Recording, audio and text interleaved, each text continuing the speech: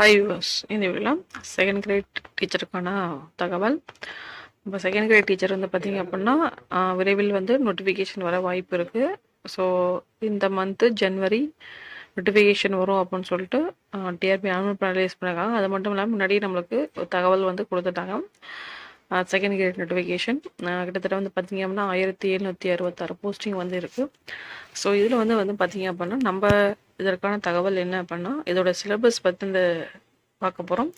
So இது வந்து government of Tamil Nadu 2021. So இதோட சிலபஸ் அதாவது யூஜிடிஆர்பிக்கான சிலபஸும் இடைநிலை பட்டதாரிக்கான சிலபஸும் வந்து ரிலீஸ் பண்ண தமிழ்நாடு கெசட்டில் வந்து. ஸோ இதுதான் வந்து அதோட ஃபைலு. ஸோ இதில் கம்ப்ளீட்டாக வந்து பார்த்திங்க அப்படின்னா டீட்டெயில்டாக அவங்க எக்ஸ்பிளைன் பண்ணியிருப்பாங்க.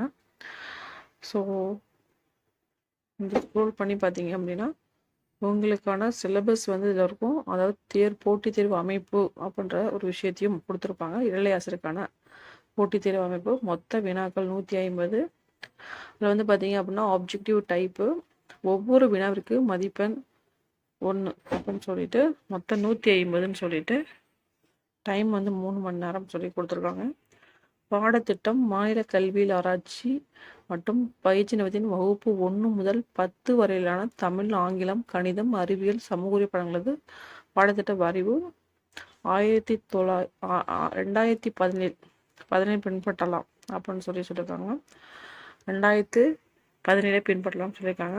1 முதல் 10 வரையிலான தேர்வு அமைப்பு வந்து பார்த்தீங்கன்னா மாநில கல்வியில் ஆராய்ச்சி மற்றும் பயிற்சி நிலையத்தின் பாடத்தின் வரைவு படி 1 முதல் 10 வகுப்பு வரையிலான தமிழ், ஆங்கிலம், கணிதம், அது சமூக பண்ண ஒவ்வொரு படத்தும் தலா 30 வினாக்கள் வீதம் மொத்தம் 150 குல்குறி வகை வினாக்கள் ஒரு தேர்வு வினாக்கள் அமையும். அதாவது குல்குறினா சூஸ் த கரெக்ட் ஆன்சர்.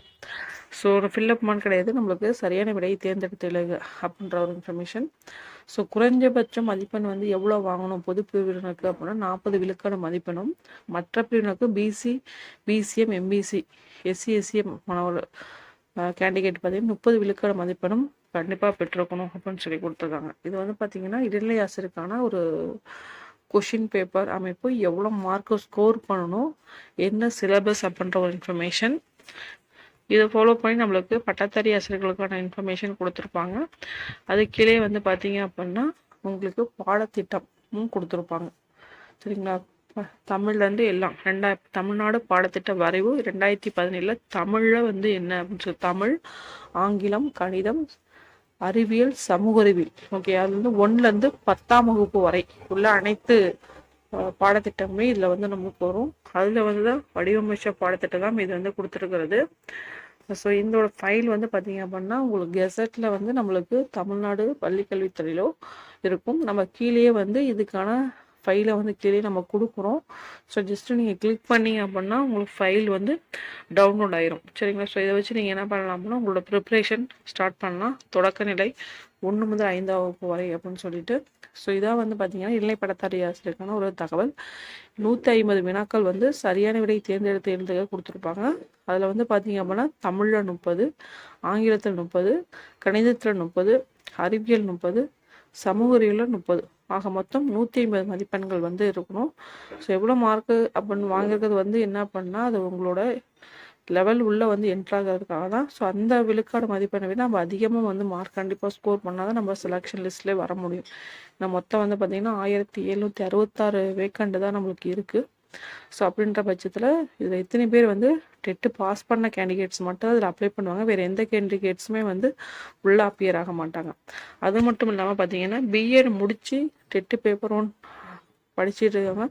இந்த பிஎட் இந்த எக்ஸாமை எழுதலாமா அப்படின்ட்டு எல்லாத்துக்கும் ஒரு டவுட் இருக்கும்.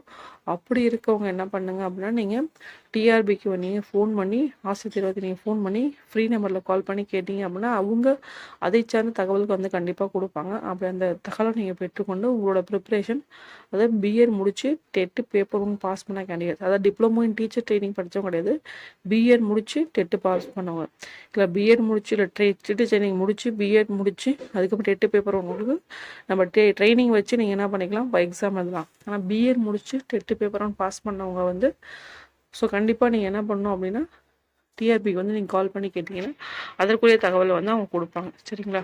ஸோ இதன் முறையாக வந்து நீங்கள் என்ன பண்ணிக்கலாம் உங்களோட ப்ரிப்ரேஷனை வந்து ஸ்டார்ட் பண்ணலாம். ஸோ மிக விரைவில் வந்து கண்டிப்பாக இதுக்கான ஒரு எக்ஸாம் வந்து அறிவிப்பு வந்து வந்துடும். ஒரு 1 or 2 டேஸ்க்குள்ளே வரலாம் மேபி. உங்களுக்கு இந்த பொங்கல் முடிஞ்சு உங்களுக்கு இந்த ஒரு தகவல் வந்து வரலாம். ஸோ ஆன்லைன் அப்ளிகேஷன் அப்படின்றது பார்த்திங்கன்னா சரியாக 2 months நம்மளுக்கு இருக்க வாய்ப்பு இருக்குது. அதுக்கப்புறம் நம்மளுக்கு எக்ஸாம் தான் இருக்கும்.